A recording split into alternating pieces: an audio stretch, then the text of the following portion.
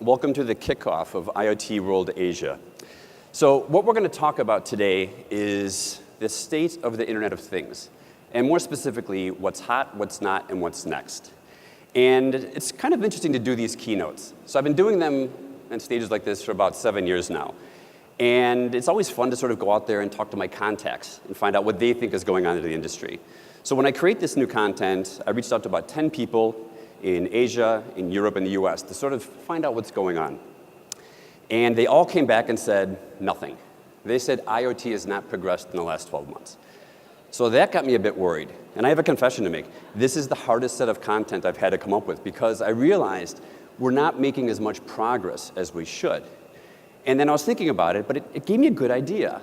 Because let's face it, how many people here get annual performance appraisals? One. I think you should all switch jobs and go to a company that actually gives you a performance appraisal, because it is kind of important. This gave me an idea. We look at our employees and we value them year on year. Well, why don't we do that with the Internet of Things? So what we're going to do today is we're going to do a performance appraisal on IoT. But we already know that nothing happened this last year. So what I'm going to do is do the appraisal period from 2014, which is when we were building up all the incredible hype, to 2018. And I'm going to show you how I think that some things have gone well, but there's a lot of room for improvement. But because I'm a good manager of IoT, I'm going to be fair, and I'm going to do a 360-degree view. So I reached out to some of my contacts, and I asked them, what do you think about IoT? Over this period, how would you evaluate their performance? And the first one was one of the partners of a local VC firm that just IoT. And he said, IoT would not have a rating. IoT would have been fired for consistent underperformance over the course of the last 20 quarters. So that's not a rousing endorsement, and that worried me a bit. And a lot of the other 360-degree reviews I was getting came in and said the same thing. But then one came in that I found really fascinating. And this is from one of the global heads of a major MNC. And he said, my first response would be to fire IoT. But then HR would convince me that the objectives set were unrealistic. Hence, IoT is on probation. And this is where I came up with the concept for this presentation. Were our objectives and were our expectations set? And let's face it, when we built up all this hype, we talked about these great things. Did we set those expectations too high? And now for each of you here today, think back a few years. Go back to 2014. What were your expectations? When you first heard about Smart Nation and how it was going to transform the way we work, live, and play, has it lived up to those expectations? Or think about the first smartwatches or whatever you heard about, connected cars, your connected refrigerator. We built these expectations. Have they been met? And this is the challenge we face. But that's from us. I also wanted to take a look at it from the industry side. So when the industry looks at IoT, they look at two major factors to measure it. The first thing they want to know is how many connections are there going to be? And the one year that everyone likes talking about is what's the number of IoT connections in 2020? So in 2014, so going back a few years, Gartner and IDC said that there would be 25 billion and 30 billion connections, IoT connections, by the year 2020. Now, these are the two leading analyst firms. You also had Ericsson and Cisco saying it would be about 50 billion at this time, and then Morgan Stanley came out saying it would be 75 billion, which is a little bit crazy. But what's happened now in 2018? Yeah, we're still pretty much on par. Gartner's dropped it 20%, down to 20 billion. And IDC's brought it to 30 billion still. So no change there. And pretty much the rest of the industry agrees we're going to reach somewhere between 20 and 30 billion. But then the other thing we like to measure is the market opportunity. So how much money is in the ecosystem? How much can we make if we actually enter this market? And this is the scary part. So IDC in 2014 said the market was going to be worth $7.1 trillion. Today, they say it's going to be worth $1 trillion. And for those of you who are trying to do the math in your head, I'll save you. It's an 86% reduction in the market opportunity. Now, this is scary because a lot of the vendors entered this space when they thought the market was going to be worth 7.1 trillion. And now it's done at 1. Yet the number of connections are the same. So therefore, it becomes a lot more challenging. And this is the hype we've had to deal with, and this is why we need to reset the expectations. So what happened? How did we miss the mark so much on that? Part of it was that back then it was all about hype. And what we're realizing now, that IoT is very complex. We've got a lot of different types of solutions out there. We've got multiple products from multiple vendors to create one, and it's not that easy. There's different stakeholders. So that's been a challenge. But also back then, we thought it was going to be a bunch of large initiatives. If someone does a smart city, they're just going to write blank checks. In reality, no. They're doing small proof of concepts. And that means instead of a lot of CapEx projects, they want OpEx. So that decreases the volume size. So what we really need to do is reset our expectations. But just because we need to reset our expectations, we still need to evaluate the performance. So now what we're going to look at is how has IoT performed? And this is where I'm going to talk about what's hot, what's not, and what's next. So what's hot are the solutions or plans or strategies that I like today. First of all, let's talk about IoT in China, which is fascinating. So this stat came out earlier this year from Counterpoint in January. And this looks at the number of cellular connections. And what you see is the three Chinese operators are three of the top 5 in the world for the number of connections. And to put that in perspective, that's 46% of the cellular connections were in China as of January. So that's a pretty big number. That's impressive. This is more impressive. So this is from China Mobile and China Telecom and their interim financial results this year that came out in just after June, for the June 30th end. What you can see is China Mobile now has 384 million connections that they're managing, IoT connections. And China Telecom is at 74.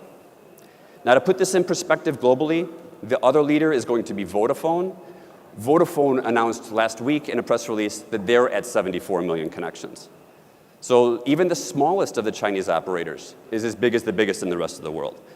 Now, this is split into red and black. Does anybody have an idea why? And I'm not expecting you to yell out, but I want you to think about it. Why would I split it? The black is the number of connections that were added in the first 6 months of this year. So China Mobile added 155 million connections in the first 6 months of this year. That's 2.5 times what Vodafone's built up globally in the last 10 years. Both of them have increased the number of IoT connections by 40%. So these numbers are staggering, and this is why we need to watch this market. But the question is, why is this market doing so well? Well, it works for a number of things. Number one, it brings together the ecosystem. And the ecosystem for IoT in most countries is very fragmented. The government sets great 5-year strategies in China. They get everyone aligned behind certain technologies, so government policy is working towards them. That makes it very clear for the vendors to know what they should try to accomplish and what they should bring to market. And let's face it, on the market demand side, first of all, the scale, just because of the population of well over 1 billion people, that gives you opportunity. But the fact that you've got the cutting edge technologies, as well as a lot of these cities which are moving people into the middle class, means that even for the most developed and the really nascent solutions, there's plenty of opportunities. Probably one of the biggest reasons it works is the financial side. And for years, and continues going today as well, vendors complain that it's so hard, no one wants to buy our stuff in China.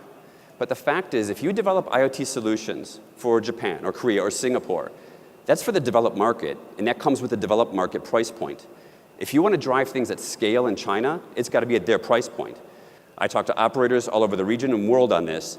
Everyone loves low-power networks and narrowband IoT. No one knows what to do with it. So we should be tracking this market because this is where the growth will come from. So what's hot? Number 2. Now we're going to talk about smart cities, and I'm not going to talk about smart nations, so I'm sorry to disappoint you. I'm going to talk about Taipei's smart city strategy. And I'm fascinated by this because I love the idea of a smart city, but everyone faces a huge dilemma. And that's, where's the budget? Everyone wants to do it, but I've yet to find a city that writes blank checks. And if you find any, please let me know, because I do advise on these things, and I'd love to get a blank check. They don't know what use cases to use. So they like the idea of creating citizen-centric solutions, but we don't know what those are yet. So someone's got to go out and test it. And then actually, it's the resources. Governments don't have an abundance of people who can go and deliver these solutions to the market. So Taipei was facing this challenge when they wanted to create their Smart Taipei initiative. And this initiative had 2 primary focus areas. One, they wanted to develop the government as a platform, and they wanted to create the city as a living lab. And I like these living lab concepts because what it means is you can go experiment. It doesn't mean they're all going to work, but we want to find out what people are going to use these technologies for. So what did they do? Well, they created a PMO, Program Management Office. So what? So does everyone else. What's different is they extracted it from the government. And what they did is the government became a customer of the PMO. So the PMO went out and engaged 30 different government agencies to find out what types of products and services or solutions they wanted to launch. And then they went out and ran a bunch of campaigns around the city, and they interviewed over 30,000 citizens to find out what they were looking for in a citizen-centric city. Finally, bottom up, they went out and proactively engaged 400 ICT vendors. And that's everything from big global MNCs to small startups. So they basically brought together the ecosystem. Now, this is why I think their strategy is unique. PMOs in most cities are the blocker to enter the government. Their whole role in this PMO is to basically facilitate this. So what's the result in the first year? They've driven 135 infrastructure-centric and citizen-centric initiatives that are proof of concepts. Now, that doesn't mean that all 135 are going to succeed. But if half of them do, if 10% of them do, that's some new use cases that we didn't know about before. So they can go out and test these things on the market and see what people are willing to do and what's going to work. So why did this actually work, or why does it work right now? 3 things. The 3 challenges I mentioned earlier, they've addressed. They didn't give them a bunch of money and say, please, go out and you spend this money. They basically are honest with the vendors. We don't have cash on this. What we do have as a city is we have assets and we have infrastructure. You can use our assets and infrastructure to run your solutions, and we'll promote it as one of our smart city offerings. So it gets over the funding issue. Next, use cases. We're not going to rely on a specific vendor to create thousands of use cases. We actually need people to do it. But what they're doing is engaging vendors and individuals and citizens, and everyone's creating on it. They've created platforms that anybody can use, including the university students, which is great because they're experimenting on it. And this is important. Think about the phones that you have in your hand. Pretty much everyone here is going to be on Android or iOS. The whole reason we use them is because there's millions of apps in the App Store on each of them. But those apps aren't from the big vendors. They've created platforms where you and I can go out there and start creating things that hopefully meet a potential demand. And it creates it flexible. If it works, great. And if not, it's a challenge. So finally, on the resources. They don't have a lot of people that can sit there and go work on all these projects. But by facilitating the relationships and not blocking the ICT vendors, they're willing to actually help. And they're willing to work with them in a partnership agreement. And this is the one city in the world where I've seen this work. Everyone has a smart city initiative because no one wants to be a dumb city. It doesn't mean they're really working. This is how we're seeing progress. And this is why I'm excited by it. So that's what's hot. Now we're going to go into what's not. So the things that aren't going well. And this is fun because it's about IoT stakeholder engagement. I said IoT is complex, and we're just realizing that. It's a story of the good, the bad, and the ugly. With IoT, there is some good news. 86% of companies are starting to engage senior management as stakeholders. And I like that because senior management is scared to death of digital disruptors coming in and taking their market. So they're getting involved. But the bad news is not everyone's getting involved. So when you look at the benefits they want to deliver, 66% talk about product and service innovation, but only 8% of the companies involve the product team in these solutions or in the initiatives. So how are we supposed to meet that?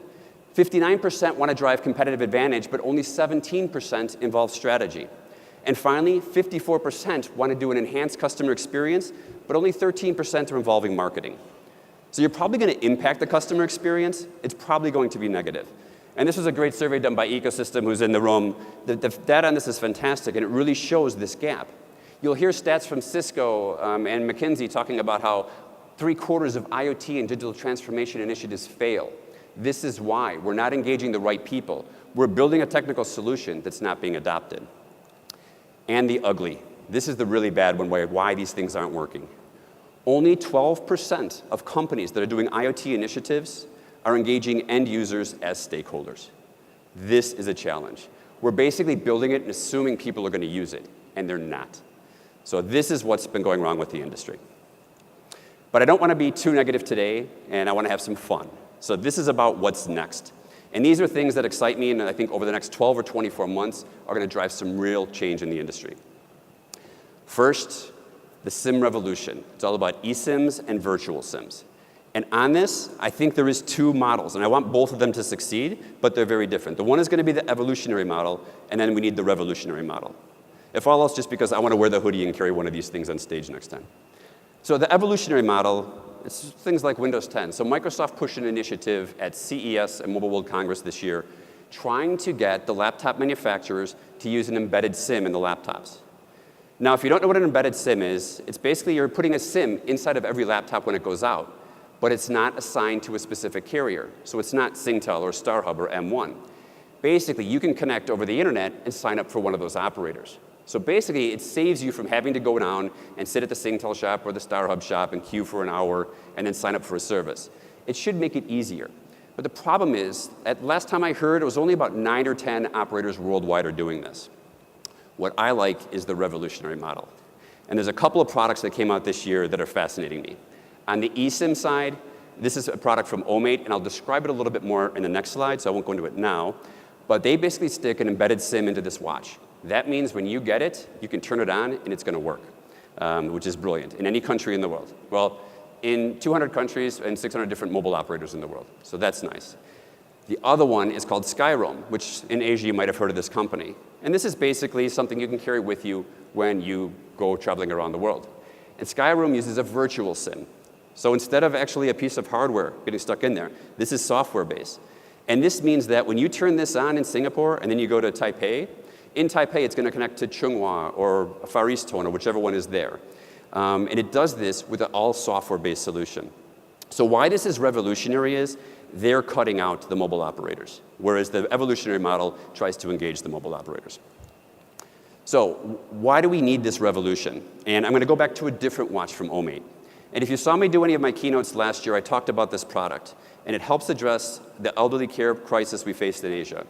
And this is an elderly care watch. The red button calls emergency services. It has a whole platform that they partner with that can help do notifications. So if my mother is having an emergency and presses a button in Florida, I'll get a notification immediately here. So I liked the concept, but I loved that they partnered with an insurance company in France to launch it, because that brings the supply and the demand side of the market together. And because it's with a bank, they launched it as a service. When you go talk to governments and healthcare institutions and insurance companies, these watches, you can buy them anywhere, but it's all CapEx. Now it's an OpEx model, so it doesn't inhibit adoption. So I loved this, but then I talked to the CEO, and it wasn't that great, because there's still a challenge. When they wanted to launch this in France, it took them 2.5 months to negotiate a contract with the mobile operator. Then they got stuck with high data pricing because they couldn't guarantee volumes, and finally they still had these security challenges. So this became a real hassle. It was a great concept. The operators started inhibiting the global go-to-market. So now what they've done is they've partnered with Tata Comms and their eSIM solution and their Move platform. And they initially launched it with their kids' watch. Now a kids' watch is interesting in Europe because the European government has come down very hard on kids' watches, saying they're not safe. And the German government, the Ministry of Telecoms, came out and said, you should destroy all children's watches because they can be hacked and people can track where your children are. Now, by partnering with them, they can encrypt the data end to end. It's totally secure. It gets around the whole regulations on this.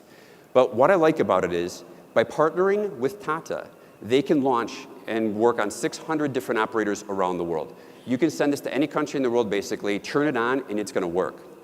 What I like is because Tata buys wholesale, it's cheaper prices than you'll ever get by negotiating directly with an operator.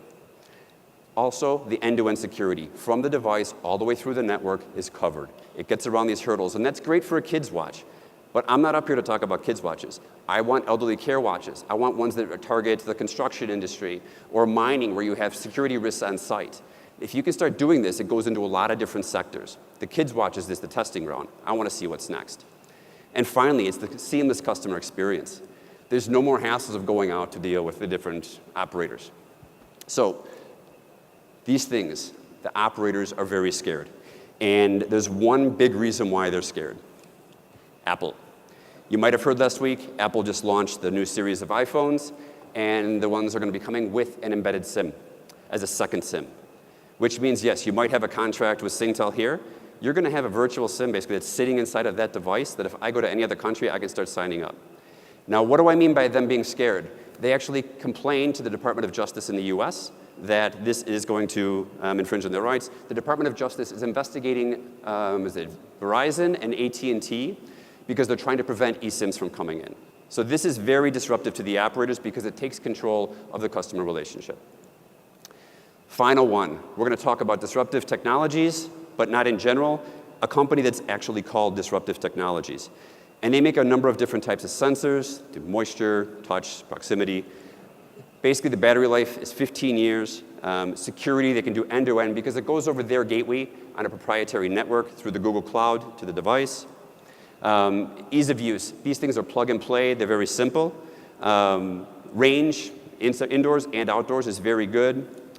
And coverage, it's global through an eSIM completely. Those gateways come with an eSIM, and they can work in pretty much any country. But some of you are probably saying, so what? Because that's just a sensor. There's tons of things. There's hundreds of these things coming out of Shenzhen that can do this type of thing. This is the so what. This is the size of the sensor. It's this small. It can do touch, progression, measurements. It's fantastic. It's winning all the awards right now in Europe. They haven't even gone to commercial launch yet. It's coming up in the next couple months, and you'll see it in Asia in 2019. This is disruptive, and it's fun. Why do I like it? It's because it brings together the ecosystem. On the supply side, it's an end-to-end solution, but it complements a lot of other technologies. So if you're doing a smart workplace solution, this becomes the sensors that you can monitor proximity, you can find out who's in the office, you can see if doors are open or shut, and it's really easy to deploy. You take the thing, you press it, and your phone, you press it, and it links it.